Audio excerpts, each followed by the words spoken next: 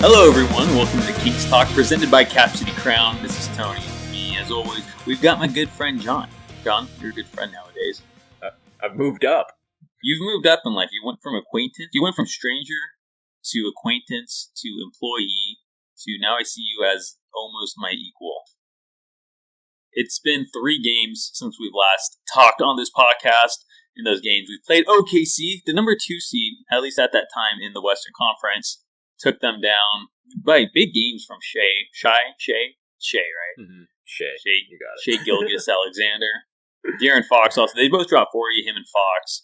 And then we went on to Saturday night where Keegan Murray erupted for 47 points against the Utah Jazz, a game where Fox didn't play. Sabonis had a pretty good game himself then, but he had an even better game the next game on Monday night against the Wizards. The Wizards. It's just one of those teams we never play. It's like, okay, wait, who did we play? So those East Coast teams. Beat them at home. I wasn't really ever concerned about that game. It was a little close at the beginning. Kind of seemed like the Kings were playing down to their level. And it kind of got close at the end, I would say, too. Like, a little, like in the last couple minutes. But, I mean, the scrubs were kind of on the floor at that point anyway. But yeah, 3-0 since we last talked. It's good news. I think the last time we were talking on this road or this homestand, they needed to go at least 4-2. Right now they're sitting at. Are they sitting at 3-0 or 3-1? Have they? I forget how many they've played in a row. 3-0 for the 6-game homestand. They got 3 left against 3-0. The 3 toughest teams: Boston, and then I forget the order, but it's Minnesota and Phoenix on a back-to-back. Great, back-to-backs. The Kings' biggest weakness. That'll be a good way to end it, though. It's really going to show who the Kings are. I think, right? Yeah, all 3 of these games, but particularly the back-to-back. They're playing really, really good basketball right now. Obviously, I think the biggest thing, besides some of the individual performances over the last 3 games, is the fact that they've had at least 32 assists in each of those games. I think they had 32 in the first home game, then against... God, now I'm forgetting who they played. They played OKC, the Jazz, and then the Wizards. So they had 32 assists against OKC. They had, I think, 36 against the Jazz, and then 35 against the Wizards on Monday night. And they're just... The ball movement, the player movement is good. They're not playing defense end-to-end in terms of the whole game, but they are utilizing their defense to generate offense, and it's opening things up.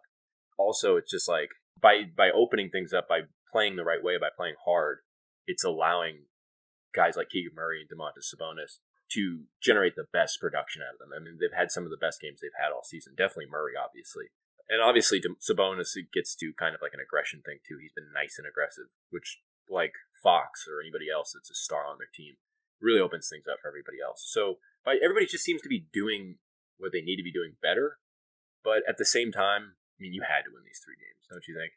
You don't lose these teams at home. OKC's good, but you can beat OKC. Pretty long, I guess. I wouldn't take that away from them. They have versatility around the perimeter and whatnot, and they have a host of very good, talented young players. But they're not imposing, and the Kings clearly beat them twice. Not blowouts or anything, but fairly handily in 2 games this season. That's a team you match up well against, basically. And then the Jazz and the Wizards are who they are. And you had to win those. So they're playing well, but I'm really interested to see what happens in the next 3. Yeah, I agree. Like, OKC is the 2nd seed in the West, but it's like one of those teams you're not too worried about yet. Almost maybe like the Kings last year, honestly. Kind of like a team that's been kind of poor for a while. A little younger of a team, has some good players on the team, though, as well. But the Kings, they just seem like a step above them. I mean, the Thunder were pretty good last year, but the Kings definitely have, I think... How good, though? Were they... They didn't make the playoffs, though. Good enough to be a play-in team that made it close against... I forget who they played. They made the play-in last year, really? Yeah, they were a play-in team, and they were kind of like one of the surprises, I think, in a lot of ways. So it's a little different from the Kings, but I definitely agree that there's an element to that in terms of, like, inexperience. Yeah, that's the word. The Kings just have a little more experience in maybe being able to close out ball games than OKC does. But then, then you have the Jazz and you have the Wizards. Like, those would have been inexcusable. I was kind of afraid that it might be a trap game where the Kings just kind of come out, like, okay, we're playing the Jazz, we're playing the Wizards, and then just lose. It's like, ugh. I was a little worried, especially in that Wizards game. And it was kind of getting close, and the Wizards were keeping up with them. Seemingly, at least in that first quarter and a little into the second quarter, but they started pulling away towards the end, and it wasn't really that close. If it got any closer, the starters would have come back in and cleaned up the mess. But good couple wins. And yeah, then they play Boston, right? Yeah, that'll be a good game. And in that last game against the Wizards, like I said, the ball movement in the last 3 games, including that one, was on point in terms of where and what they want to be. And they were playing pretty good stretches of defense at times. But Mike Brown pointed out that there were still lulls. And I feel like that really summarizes what we were saying, I think, last week or the week before, where it's like, there's just something about this team where there's an inconsistency in terms of like 100% effort. That it's not like, I think we were talking about in terms of like their fight and whatnot, and the ability to take a punch in the mouth, basically let your guard down at the beginning of the game and get hit first, and then not really respond. And those were against good teams. And then he's talking about lulls against a team like Washington. And when he was talking about the lulls against Washington, he was saying it's one of those things that against playoff teams in the playoffs, you can't do that because those stretches become bigger and they become harder to overcome. Essentially, is what he said. And I feel like that's important to point out because it's like this team still has a ways to go. And I know it doesn't really matter that much, but the way that the scrubs, as you call them, closed out, as I like to call them, the summer league team, closed out the game was really poor. And Mike Brown was really disappointed in that. And he obviously reminded everybody, he's like, in Houston, when there was garbage time or whatever you want to call it, Keon Ellis earned his spot in his rotation. Now he's backing up De'Aaron Fox right now. Like, who would have thought that could have happened? All from playing the right way in minutes where it's hard to really bring out your best self sometimes because they're insignificant. And I think in terms of like that winning culture of, the Kings obviously have the culture, but in terms of that winning attitude of bringing the effort and the fight 100% of the time and preventing the lulls, that's got to come top to bottom. And even the starters and primary players weren't perfect end to end. They were responsible for some of the lulls. But seeing the back end of the rotation or the back end of the roster perform that way, to me, and maybe this is too much of looking too much into it, but I feel like that almost speaks to that overall issue that still lingers, and the issue that will be interesting to see how much it affects them against really good teams in these next 3 games at home. Mm-hmm. You're totally right, and Brown's right, I guess. You quoting Brown, like those lulls against the Celtics, it's very insignificant against the Wizards. You can come back from that, but Celtics, the way the Timberwolves have been playing Phoenix with their superstars out on the court, those lulls, maybe 10-0 runs for the Wizards, but it can be like 20-5 runs for the better teams in the league, and 100% all the time. So it seems like that's what they've been kind of struggling with that all year, really. And we put it this way, I think, at one point, basically, what happens when things aren't going the Kings' way? I'm not trying to minimize the way they've played the last 3 games, but a lot of things went their way. They've been shooting the ball well. They've been able to move. They haven't been bothered so much by length. The Thunder, like I said, aren't like a big team. The Jazz used a lot of zone, and they're shooting well. And then the Wizards they didn't have anybody to guard Sabonis, really. They didn't have anybody to guard Fox. They don't have any defenders to stop the Kings' best players. Things are going to go their way. But it's going to be different. It's a lot different when you have Jordan Poole jacking up threes at a 30% clip or whatever he's shooting this season versus like everybody the Celtics has. Mm-hmm. And the Suns and the Timberwolves, which you talk about size and length. Gee whiz, that's going to be interesting to see. And is there going to be a contrast? So, yeah, it's going to be huge. And it's going to be another measuring stick moment. It's like a stretch of 3 games that are really going to be a good time to evaluate where this team's at in mid to late December. Especially at home, too. Yeah, and that's another thing. This team needed to come into the season and dominate the home court. They're 10-3 at home now, which is, if you would have told any of us that at the beginning of the season, you'd be saying that's exactly what they need to be doing. Perfect. Mm-hmm. So you don't want to end up 11-5 or 10-6 at home after these next 3 games. So it's not only about proving who you are, but it is about also securing the home court, which matters. Fox pointed it out because he got asked about it after the Wizards game. It's like, that's so big, and it sounds so simple, and it's obvious, but it's a good idea to point out the fact that if you have home court advantage, and it's something to bring up with a team that did lose a 7-game series despite having home court advantage, Fox noted that you have to use that to your advantage, and you have to be able to do that. And the best teams, the teams that go deep, do that. You have to utilize any break you can get. What do you think they can go in these 3 games? What do you expect? I'm guessing. What's the order of the back-to-back? Is it Phoenix, then Minnesota, or is it Minnesota, then Phoenix? Suns, and then Timberwolves. Yeah, I don't. My gut feeling is saying they go 1-2. I think they drop it to Boston. They've never really played like in terms of getting hit in the mouth and responding. I feel like the 2 games against the Celtics last season were games where the Kings. I think like in that first game in Boston, they kept it close, and then maybe at the end of the third, into the fourth, maybe it was the whole second half. I don't exactly recall, but it was just a collapse, and the score, the top came off for the Celtics. They were just blowing the Kings out, and it quickly got out of hand. And then I want to say in the game at home, it was a similar thing. I think maybe a little later in the game where they just kind of fell off, and they didn't have that ability to fight through and bring the 100% effort all the way through to the end of the game. So it'll be interesting to see if they can do that, but for that reason, I'm going to say that the Celtics win, and I think as we're recording this, I think they've won their last 5 straight, the top of the Eastern Conference. I think the Kings can take one against Phoenix.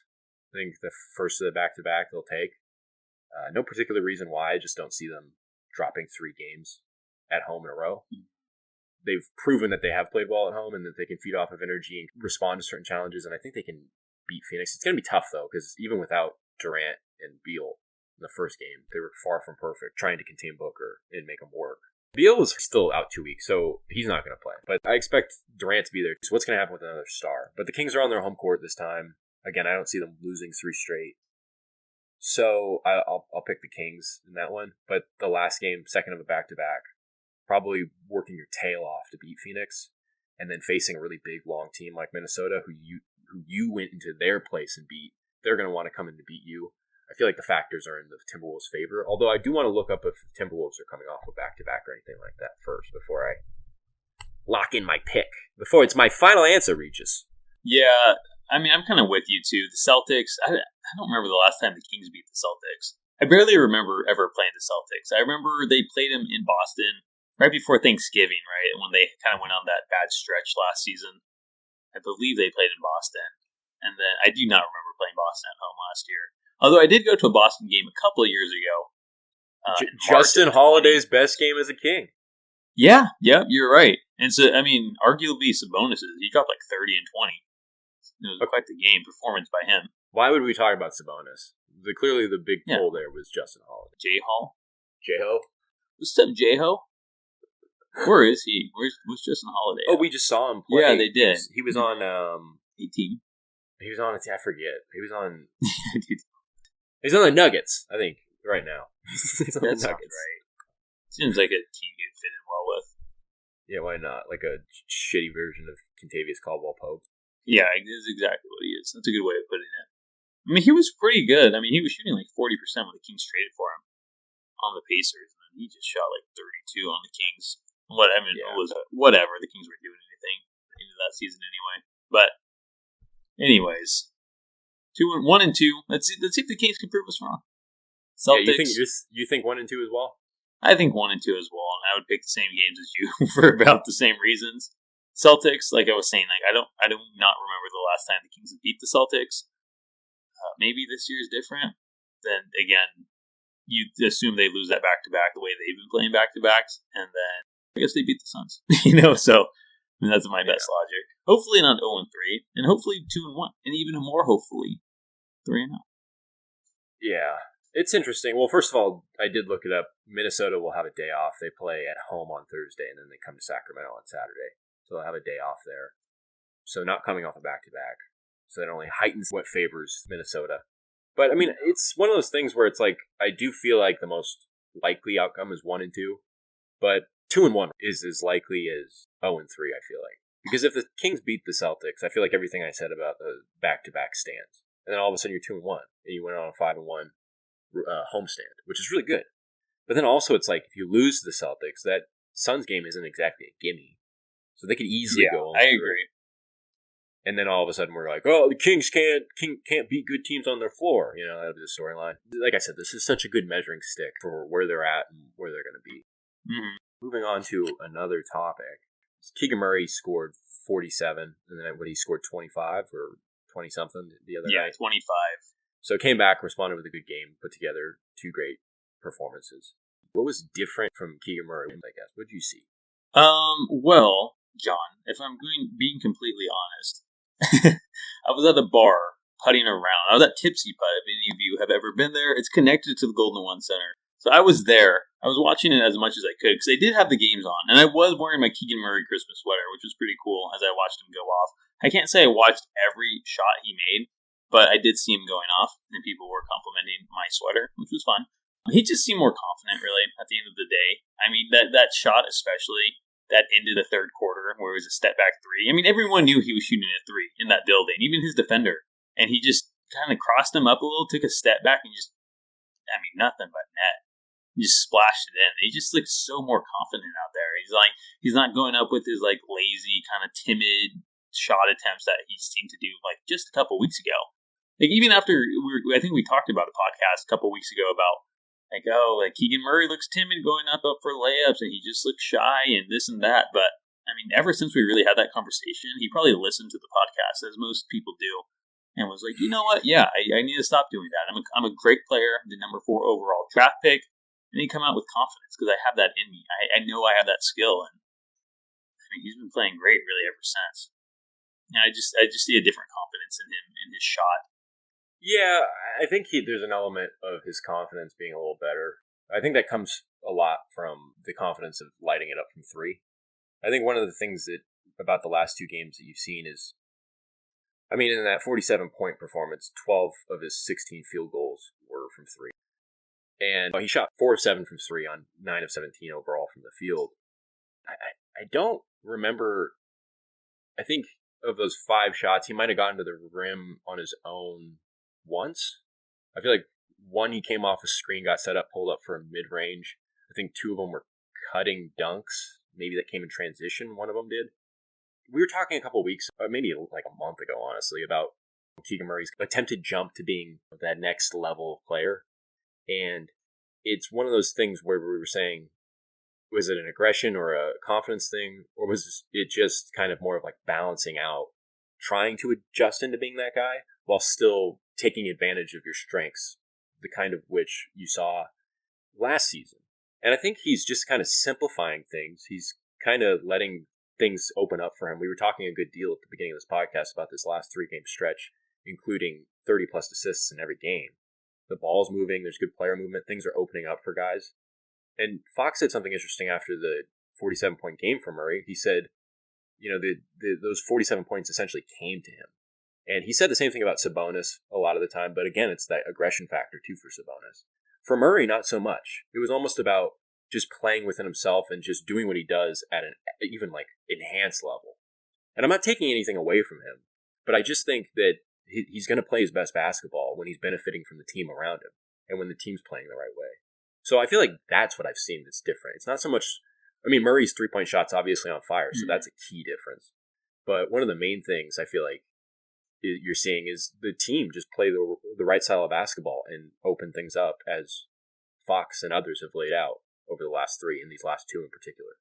Yeah, and I mean that's a good point too. Not forcing anything, letting the game come to him. I mean that's just as important too. And what a performance, really! 26 points in the third. I wish I was watching it a little more closely. You're having a good time wearing your Christmas sweater. I missed it. At least I can say I was wearing that. I think it was good luck. Maybe I'll wear it tonight. Yeah. No, probably not. Okay, but only when you're out. Are you going somewhere to watch the game? No. Do people maybe Saturday, maybe Friday? Do people ever recognize your voice? They're like, "Hey, you're that fucking schmuck from that one podcast." If they say anything, it just means that they listen to the podcast. They can call me whatever name they want. Yeah. Oh yeah, you listen to it. You listen to King's Talk by Cap City Crown. Yeah. Oh yeah, crap shitty clowns. Yeah, you can rob me. You recognize my voice from our podcast? Feel free. Take my wallet. Here's my social security number. I don't care. Yeah. Here's the keys to my car. Thanks for recognizing us. We really appreciate it. Any what do they say? Any publicity is good publicity. There you go. Even if you're getting robbed at gunpoint. But you know, it was nice seeing though Murray against the Wizards because I mean the Kings are really pushing for this big 3. I mean Monk's great in his own, but I mean the big 3 if the Kings want to succeed is obviously Sabonis, Fox, and Murray. So it was actually kind of fun seeing them all score 25 plus the other night against the Wizards, and it's just like, man, if they can actually develop like into a consistent thing. I'm not expecting them to score 25 every night together, but if Murray can start like scoring around 20 plus a game, Like Fox averages 30, Murray averages 22, and Sabonis averages like his 19 and triple double. And that's going to be a lethal team. And you can see it in Murray now because we were like having questions about his development and this and that, but now it's like, man, this guy can score 22 a night, like with his opportunities if he just puts the ball in the basket. So it's getting me a little more excited to see what this team can be capable of. Still don't know if he'll fully play at a consistent level like that the rest of the year. I'm not expecting that, but next year, who knows? Yeah, I mean, I think one of the things too is it's like, I wonder how much the back injury, because it wasn't around too long, and it seems to be in the rear view completely. I guess that's just worth noting. That could have been a factor in preventing him from getting to playing at this level. But again, this level over the last two is probably not going to be the standard. But something like 18 points a game or something like that is reasonable and critical. So something like that would be good. What's he averaging this season? He's averaging 16 points, so he can definitely get there. Oh, yeah, for sure. Yeah. And what's he shooting from three nowadays? Because, I mean, he was kind of lower, but he seems, ever since he came back from that back injury, it seems like he's been putting the ball in the bucket at a much higher clip. From three, he's got it. He's got it up to a much more respectable 36.7%, which is actually amazing because he was shooting like 30% a week and a half ago. Yeah. I guess 12 of 15 helps or whatever. But we've been talking about trade rumors. Mm-hmm. Kuzma had a pretty good game against us the other night. How many did he score against us? He had 27. I feel like he plays the Kings pretty well. I just see this post that I typed the Kings in on Google. It's a bold trade proposal that sends Kuzma to the Kings. And the trade offer by Sports Illustrated, the Kings received Kyle Kuzma and Patrick Baldwin Jr. for Harrison Barnes, Davion Mitchell, Chris Duarte, Kessler Edwards, and a 2028 first-round pick. How would you feel about the Kings going after Kuzma? Yeah, no, I don't think that would be smart at all, and I don't even think that that's an option in the Kings front office's mind. I think Katie Christensen was saying it really well on the broadcast, just talking about, she was kind of essentially alluding to fit in being a connecting piece on the team, and Kuzma's style of play would not mesh as well, say, as a more connecting or supplementary piece type player like Harrison Barnes. You know, we went through this whole thing in the offseason. I feel like if the Kings really wanted Kuzma, they probably could have gotten him this offseason. I know that the Wizards basically had first run and gave him a huge deal, but like if the Kings really wanted him, I feel like they could have gotten him. I don't know. I mean, with the contract you just signed, that's not even sustainable or tenable at this point. You know, and it just makes no sense. It's an interesting thought, but no, not at all. And I don't even think that the front office would even consider that. Yeah, I don't. Who wrote that? Who said that? Was that just a trade proposal? Yeah, by Sports Illustrated. Was it Sports Illustrated or or a Fan Nation blog? It said whatever it is. Oh, I don't know. Because Sports Illustrated, I think connected. I think it's Fan Nation, and so it's like blogs that are essentially about as credible as us. Yeah, inside the Kings FN. Yeah, that's probably Fan Nation FN. Yeah, it does say Fan Nation. So it's just we could say that about a whole host of players. Should the Kings trade for LeBron James, Davion Mitchell, and two second rounders? Davion Mitchell and Harrison Barnes. I love that's every trade proposal right now. It's like, OG Anunoby, Davion Mitchell, and Harrison Barnes, and maybe if they want some more, we'll throw in 2 seconds. Look, this brings up. This is what I was thinking about last night. The Kings aren't going to trade for a third star. They're just not, because the way to get a third star is they're going to have to trade Keegan Murray. The closest thing they're going to get to trading for a big piece, because there's definitely a realm of possibility where they trade for a fairly big name. Maybe not necessarily a third star. That's why we talk about OG Anunoby a lot. I don't know if it'll be Anunoby, because it sounded like, based on reports, that similar to what you would consider an actual third star, the Raptors are looking for Keegan Murray in return for either Anunoby or Siakam. So I just don't see that as an option. And I can't come up with a name right now, but if the Kings wanted to go after a similar type player, kind of like a really, really, really good two-way player that's essentially like a better version of Barnes or Herter or something like that, they have the ability to go out and get that person. I don't know who that person is right now, but in terms of like these Kuzmas, these LaVines, even the Anunoby and stuff, but that's for a different reason. Just like, that's not going to happen. Like, everything you need to know about McNair is seen in the Harrison Barnes contract extension. He's not going to overextend assets to do something that's risky. He took a big swing at the fences going after Sabonis, and it seemed risky at first, because you were getting rid of Halliburton. But at the end of the day, when you look back at it, you think about how hard Sabonis works, how much he can be the hub of an offense, and the fact that he has a skill set, as he's proven over these last couple of years with Sacramento, that he's one of the best centers in the league. It's like, that's not risky at all. You were getting more stability, if anything. He's not going to do something that's going to be silly. So it's like when you talk about a Kuzma or a LaVine, because in terms of LaVine, Sam Amick concluded in his article on Monday a nugget of information pointing out the fact that, like, well, everybody's noting that LaVine will get traded to the Lakers because of his connection to Clutch Sports, which represents LeBron, Anthony Davis, and a few other players on the Lakers, has a history of connections to LA, and also represents LaVine. And Amick noted, if that's the case, you can't rule out the fact that De'Aaron Fox, as well as, I guess to a lesser degree, Trey Lyles and Juan Toscano-Anderson are all represented by Clutch Sports as well, and that LaVine would be, quote, amenable to the idea of joining Fox in the backcourt. And it's like, would you want LaVine replacing Herter? If you could get the best out of LaVine defensively, I think, and you could get him to play kind of within the offense and just allow things to open up for him and not play to the style that seems he likes to play, because he's renowned as being a ball checker. If he could do all those things, yeah, I think like his athleticism and his skill set, he could be obviously a better player than Herter. But is he gonna want to be that connecting piece? He's a great 3-point shooter too. Let me point that out. Like he's a 38%. Yeah. No, he's 38. I was looking up the stats. He's been really good with Chicago. Mm-hmm. Really, his whole career, except maybe a couple of years. If you look at his catch and shoot numbers too, they're like over 40%. So on mid-range and 3-point shots. So he could. I think that if you could get him to be that guy and basically just be a better Kevin Herter, he'd be great. And I think you would definitely want to do that. But I'm not entirely sure that anybody's sold on the fact that he could do that and bring it on the defensive end a bunch of times. I think earlier this season, the Bulls had a tough loss to the Nets. They lost by a few points. And one of the reasons that they lost was they had too many defensive lapses. And LaVine being the best player on the team, his volume of mistakes on defense stood out the most. And Billy Donovan gave the team an extensive film session about those defensive mistakes. And afterwards, LaVine was asked about those lapses, and he's like, I didn't think there were any lapses. I thought we were playing hard, It's almost like he lives in another world. And last season, he helped contribute to the stop.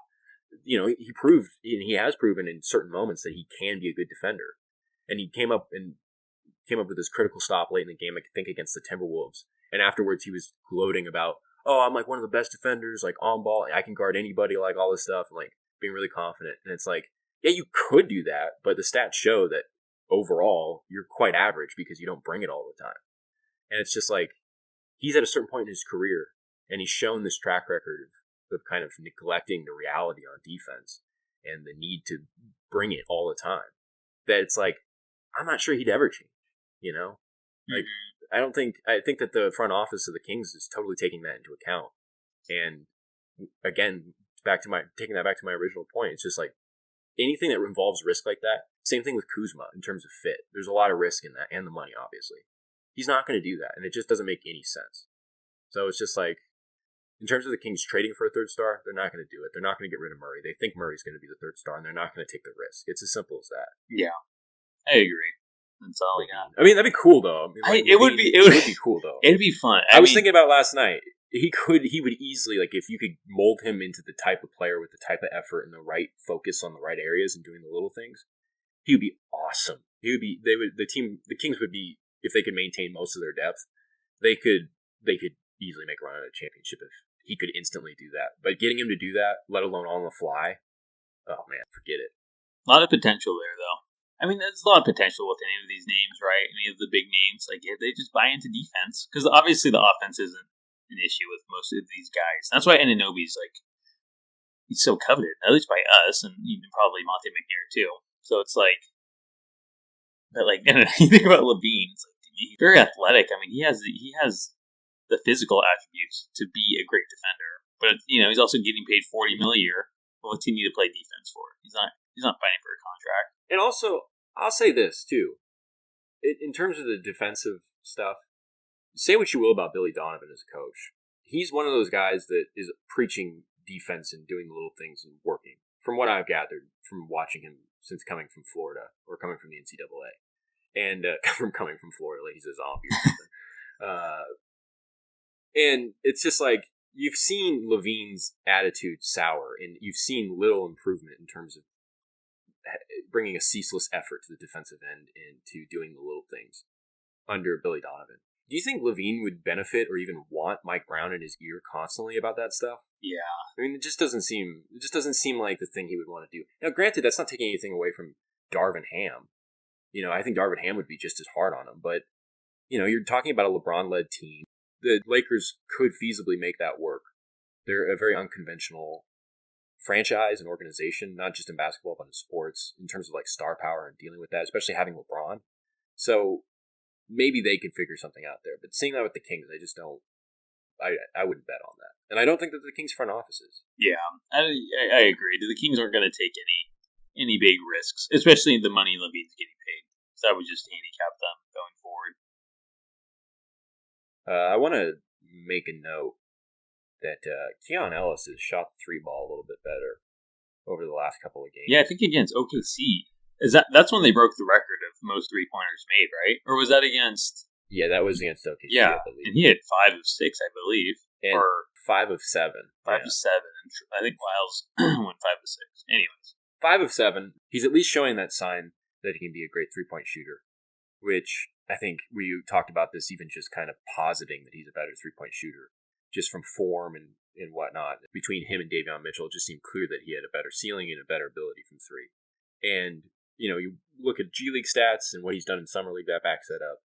But Fox said something really interesting about him, I think, post-game of that OKC game, where he was like, Keon is one of the best shooters in our shooting drills in practice, which kind of makes you think about Vizenkov, like breaking that practice record at the beginning of training camp.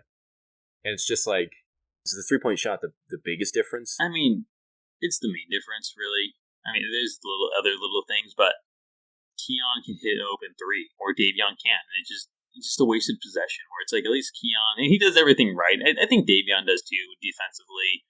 Offensively, he just, I don't know, without that shot, he just becomes limited in so many other functions. Where Keon, he can show that he is a threat from deep, so it opens up his game a little more. You said it, I mean, Brown said it, he's one of the best shooters in their practices.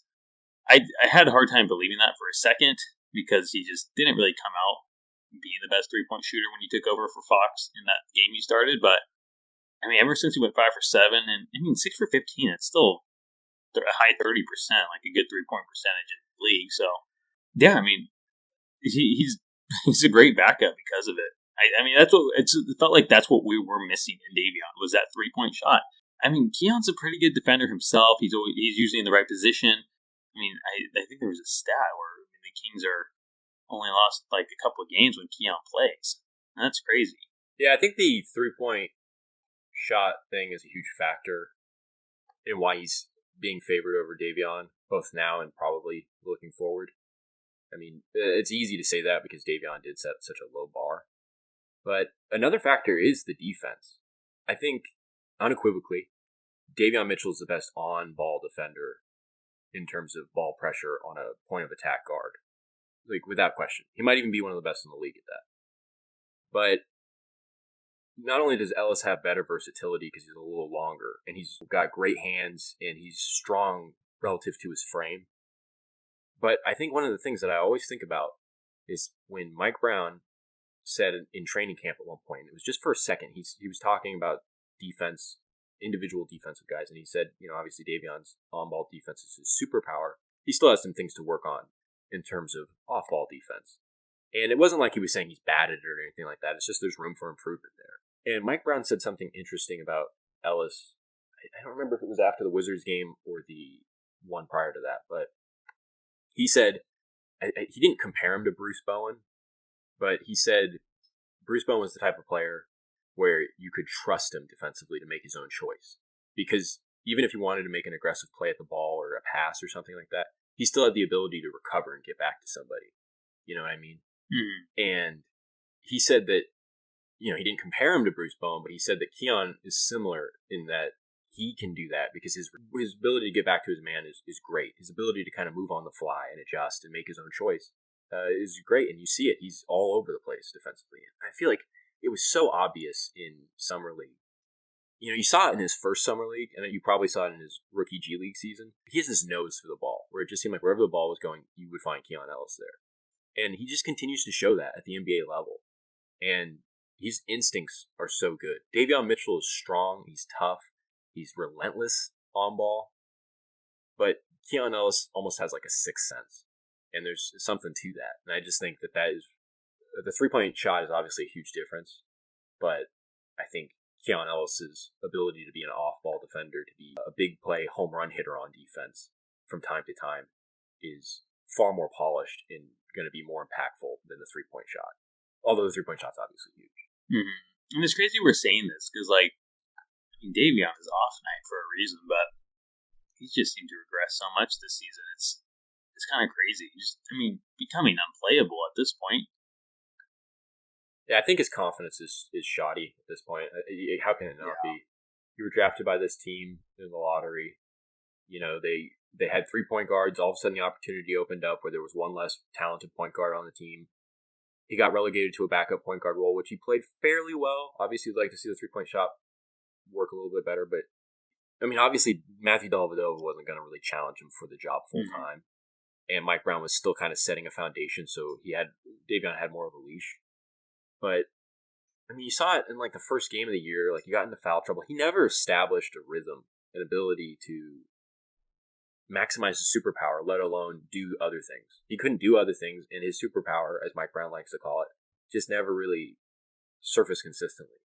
So, how can that not affect your confidence at this point? No rhythm, you've lost play time. I mean, he's a good teammate about it. He doesn't make it apparent on the outside that this is affecting him, but he's still short on threes. You know, I mean, he has some good defensive moments, but he's just playing insignificant minutes. It's just one of those things where it's like he really, I think, needs a new home at this point. For him, it's going to be best for him. Yeah, I wouldn't be surprised to see him get traded at the deadline. Just, you know, I mean, it just doesn't seem like the Kings need him.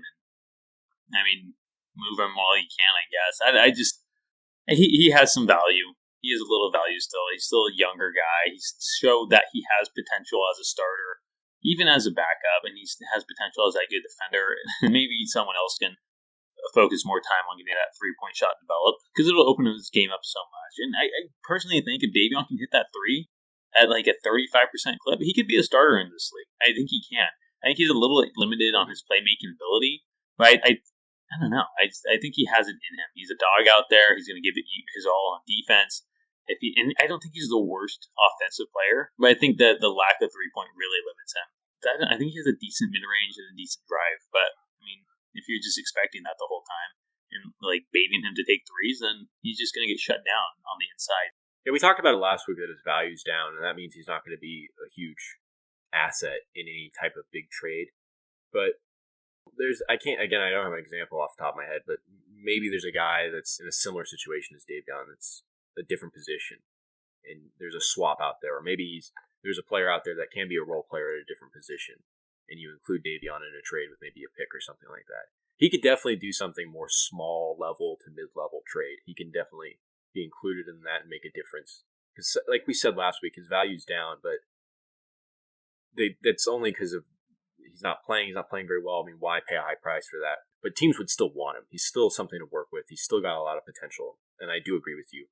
He could easily start, and if the 3 ball started falling a little bit more, that could be huge. And again, I think it comes down to confidence. We saw him at the beginning of the preseason. I think that first preseason game, he knocked down like 2 big threes, one of them like a step back, sunk him. He's coming in with confidence.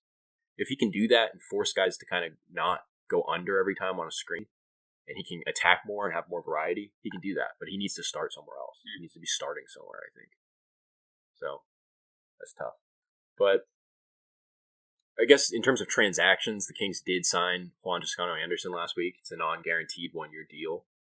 I think it's a smart move in the fact that, I mean, obviously he's got the connection to Brown, so he knows the defense and what he wants, and he's going to do the little things. Even in a small sample size, in garbage time, and in a few second instances, I've seen him go vertical a few times. I've seen him have good closeouts, abandoning help, helping at the right time, abandoning help to get the closeout, all these different things. You just kind of see little things, and it makes sense. And he's long, he's a versatile defender. But I mean, how much do you think he's going to play, and how much do you think it's really that big of an impact? Probably not the biggest of impacts, really. I mean, I think they got him for being that versatile defender. Kind of fill in, maybe kind of like that KZ Okpala role, where, like, man, we really need some defense right now. Throw in KZ. I think that's what the role he's going to play. We saw him at the end of that first quarter, I want to say, with like 10 seconds left. It's like, all right, throw him in for the last possession to play some defense. The Kessler Edwards role. So, I mean, he has some championship experience. He's a vet too. I don't think he sees the floor too much, but I think when he goes out there, even though he was part of that unit that didn't finish the game too well the other night against the Wizards, I think he's just going to give like some veteran leadership and try to, whatever Brown throws him into, it's probably mostly defense. I think he's going to help out right away. I think that's important too. So I kind of like it. I just don't see him playing much. Yeah, I agree. I mean, I think in terms of his character, if I remember correctly, I think Steve Kerr said something about him a few years ago where he quoted, he took a Bill Walton wisdom, I guess, where it's like, you can tell a lot about someone's personal life and who they are by the way they play basketball. And that's so true of Juan Toscano-Anderson, Kerr said, because he plays so hard and he gives it his all and he's constantly working. He worked his way from being undrafted up from the G League to being a championship, contributor. So that's all going to work out. But one of the things that I really thought about when they made this signing was, man, this is a huge indictment of Chris Duarte and Kessler Edwards. I think Chris Duarte has struggled to limit his fouls. I think at the beginning of the season, he was fouling a lot, but a lot of those fouls, given the adjustment to wanting to play more physical, felt like fouls you could live with. It felt like it was just him being a tad bit too physical, just a little bit too much chest into somebody. And it was like, okay, you can live with that. That'll get better. But it never really did. He kept fouling at the same rate. He fouls more than JaVale McGee, who we've been complaining about the last couple weeks. Easily the most foul-prone player on the team this season, Chris Duarte. And his three ball came around for like a couple games, but it wasn't really there. I feel like every time he was out there, even with Sabonis, it wasn't like the chemistry was on full display. It didn't always seem like he was 100% comfortable or decisive on what he was doing. So, I mean, Juan Toscano-Anderson can kind of fill the role, or at least do a lot of the things that Duarte can do as well. And, I mean, Duarte might be a better three-point shooter, but it's not like Duarte's proven in his short NBA career that he's a true through-and-through three-point shooter. How is he going to earn his opportunity to win back time on the floor? You mentioned that closing lineup against the Wizards. He was part of that. I think there was a moment where he kind of just put up a three without much ball movement, and you can only wonder where he's at. He got thrusted into a new team. He's probably struggling with a completely different role. There's a language barrier, which probably makes the transition to a new team in town different. It's one of those things where it seems like it's difficult for Duarte, and the Kings are trying to do stuff here, and they're clearly not waiting around for him. And it's just so interesting to think about, because when they got Duarte was almost like Vezenkov obviously was the biggest addition. But Duarte, even more than like JaVale McGee, felt like, oh yeah, like this guy's going to be great in the rotation. He's going to lend a lot to both ends of the floor. It's going to be huge. In 25, 26 games into the season, it's just like, I can't even envision how he's going to get time.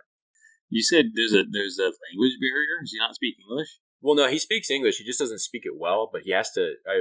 They've noted a few times, like Mike Brown's had to note, and I think even Katie Christensen and Mark Jones or Kyle Draper have noted a few times that he has to have like a translator there a lot of the time. And that what makes one of the things really nice with Sabonis, because Sabonis speaks fluent Spanish. So, I had no idea. Yeah. I don't think the language barrier, just to be clear, is not a huge factor, but I think it is a factor in the transition to a new team. You're still a young player. You got a new role. You had a really down year. And it's not the most comfortable situation. It is interesting with Duarte. I mean, he showed a lot of potential in his rookie season, was hurt mostly last year, and I mean, like I've said a million times, untouchable from the Pacers in that Halliburton trade. Then we get him. But yeah, I mean, like you said, he just lost his spot in the rotation, a lot of fouls, just his three-point shooting hasn't been that great. He's definitely been a disappointment this far. Hopefully he can get it back, but get back his mojo from how he was, I guess, playing, the trajectory he was playing his rookie season. But it's tough. You're talking about him being that backup to Barnes. I thought his defense would keep him on the floor. It seemed like it was keeping him in the rotation pretty steadily when things were kind of shifting and Mike Brown was still fiddling with stuff. But he hasn't shown a reason that he can stay on the floor if he's going to just continue fouling. And again, the offense hasn't really ever looked all that convincing. He's very ambitious with some of his shot attempts too. Like I think he made maybe like one like fall away or step back, 3 in a corner. But he's tried stuff like that before, and it's just like, that is not your shot. Not in this offense.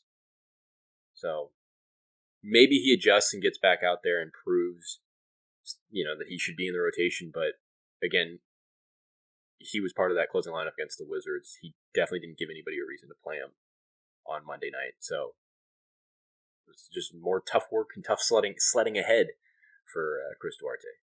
For our boy CD. CD3? Is he 3?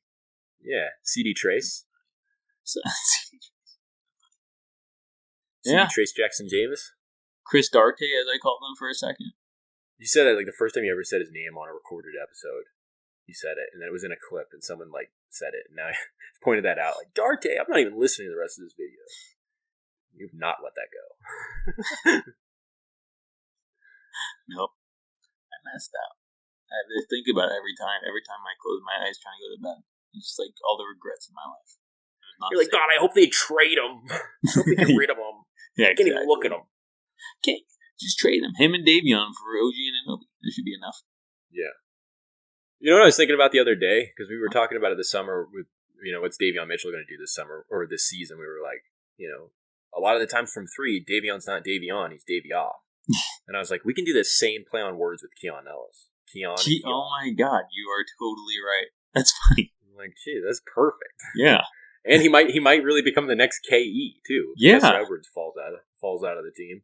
KE on KE. KE23. KE23. 2K. Plug it in. Dude. Keon The Ellis. Kings. He's the truth. Alabama. The Kings. He's a Roll Tide. The Crimson Tide, whatever. It's a mascot, I guess. Better than... What's the worst mascot? The Crimson Tide? I mean, it's cool, I guess, but like if you're actually thinking about what the word means, it's like a tidal wave that's red. Is it worse, like, for a mascot? That's what I think, I guess, in my head. Crimson Tide. I don't know if that's... I don't know. Or the Stanford Tree. The Stanford Tree, that'd be funny. What's worse? I feel like there's probably a storefront for a particular product for only individuals over the age of 21 that's called Stanford Tree. Somewhere in San Mateo County. That is very true. Have you ever seen the Stanford Tree mascot, though? Like with the face? Yeah.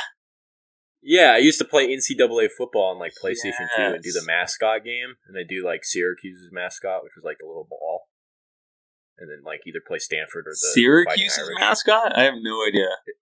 I think it's like a spherical guy. He's like a ball. He's just like orange. I don't know what he is or what his name is or anything like that. I don't even know what Syracuse's mascot's supposed to be. I need to look this up. You know what mascot's actually kind of funny is the Jacksonville Jaguars mascot. It's obviously a jaguar, but he's like, I don't know. They give him like a belly, but like look at that Syracuse mascot. But he's always trying to distract like kickers. So he's always like moving his belly up and down, like kind of like thrusting it like by the field goal. So you just like see that in the background while the other team's kicking. And it was so the jaguar is fat. Yeah, he's a little chunky. Got a little bit of a belly. So he's always just kind of like going up and down with it, trying to distract the kicker. They probably took a lot of account into the demographics of Jacksonville, and they're like, yeah, make the Jaguar heavy set. More relatable to the fan base. Moo! Roast on Jacksonville. Oh, come at us, Jacksonville. Come on, Jackson Mahomes. Come on, Jack. Come get me, Jack. Anyways. I tell you what, Jack. Who's that supposed to be? It's the President of the United States. I tell you what, Jack. That's not very good. I kind of got away from it. That's right. I tell you what, Jack. Who's Jack? Pretty good. Who's he talking to? Anyone?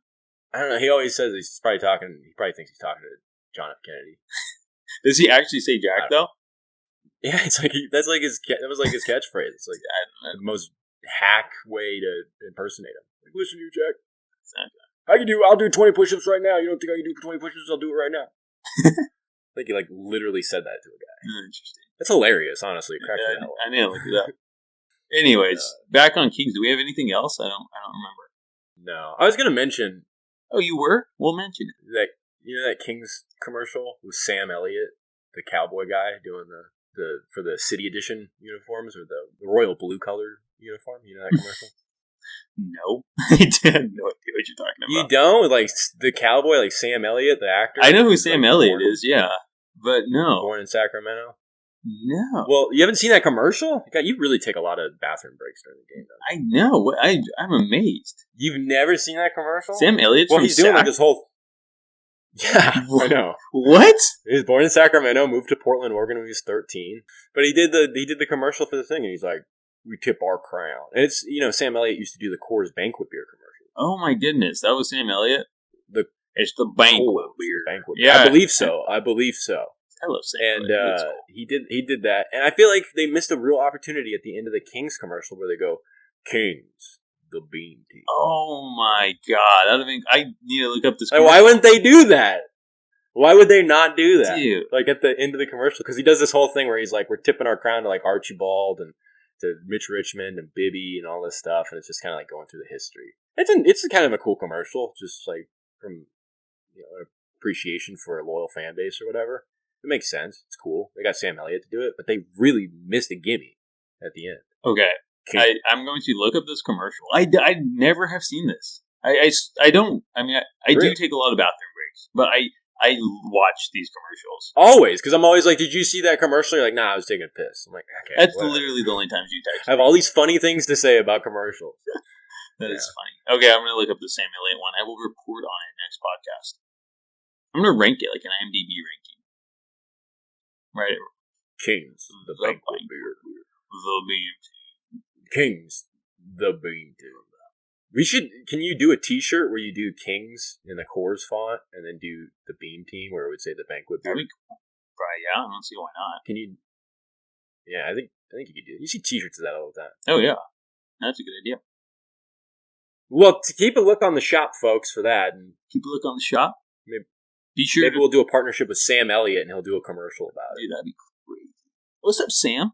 Sam Elliott. You want to partner with Cap City Crown? He'd be like, I think I could get down with that. I think I could join your posse.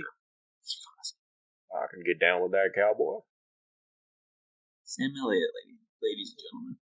John, I mean, he's just... Sam Elliott. He's done trying to be a journalist. He's just trying to go into impressions. Weird. I mean, rank his Joe Biden and Sam Elliott in the comments. Does he have a future ahead of him? I can also do my Stan Van Gundy. I went up to Todd. I told him, I said, Todd, the guacamole you made giving me gas. So I gotta just say that, And that's really, the team is popping right now. It's popping like popcorn, which is going right through my system. Don't eat the stadium popcorn. Stan Van Gundy's gross. That's a little more like more of a Long Island guy, but that's supposed to be my Stan Van Gundy. Accurate enough. My Mark Jones is good too. Just keep them coming. That ball is popping around like popcorn. Is somebody give me a snack because I'm hungry? Mark Jones or Mark Jackson? I think Mark Jones. You might have said Mark Jones, but I was thinking Mark Jackson, so who knows? Mark Jones. That is a good Mark Jones. Somebody call Domas' wife. He's flirting with a triple-double again. Take the microphone, Sacramento. My bowels are about to explode. I have to go to the bathroom. Do you have a Kyle Draper? Trey Lyles puts up the shot. Oh, he's aging like a fine gravy. He's heating up like a fine wine. He's heating up like a fine wine. Yeah. Katie, I don't know. I want to see some defense. I think that was your worst one, but it's also the funniest for some reason.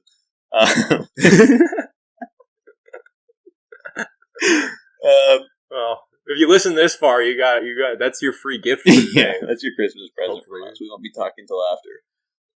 Oh yeah, I guess so. Yeah, that's great. No, I won't be able to on Monday because it's Christmas.